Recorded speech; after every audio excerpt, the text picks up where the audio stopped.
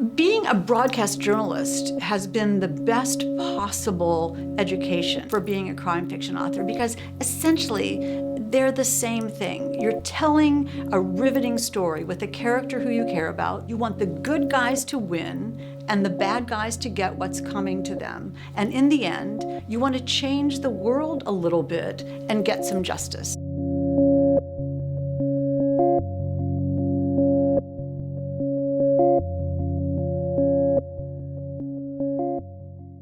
I have 36 Emmys for investigative reporting, and every one of those shiny statues represents a secret that someone didn't want you to know, that I got to bring to the light of the world. That's what I do as an investigative reporter.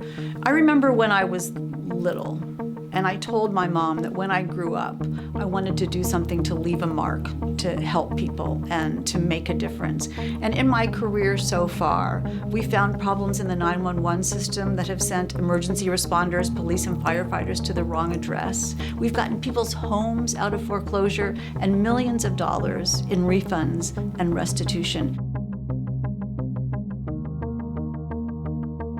You know, my books, my thrillers, aren't my television stories made into fiction. But there's not a story that I do that doesn't inspire my books. I know how people look when they're guilty. I know how people act when they're lying. I know how people shade the truth to make you believe something that's not really true. I covered the Casey Anthony trial and the Klaus von Bülow trial and the trial that became the book A Civil Action. You know, all that real life knowledge is what makes my books authentic and genuine. Everything in my books hasn't really happened, but could really happen.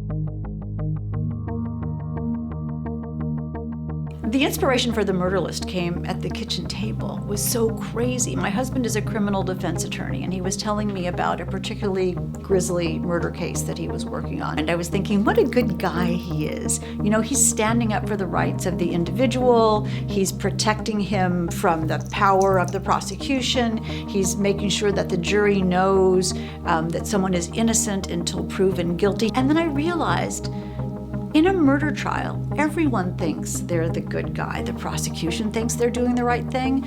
The defense attorney thinks they're doing the right thing, and they are doing the right thing because that's what our justice system is.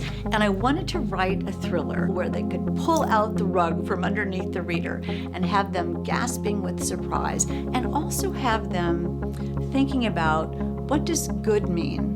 What does truth mean? What does it mean to be the good guy? And it may depend on what you mean by good. And that was a revelation to me.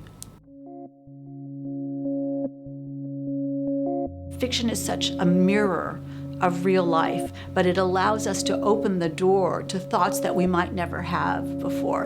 And that's my goal. When you close my novel, I want you to think, oh, I never thought about it that way. And now I'm going to see the world in a different way.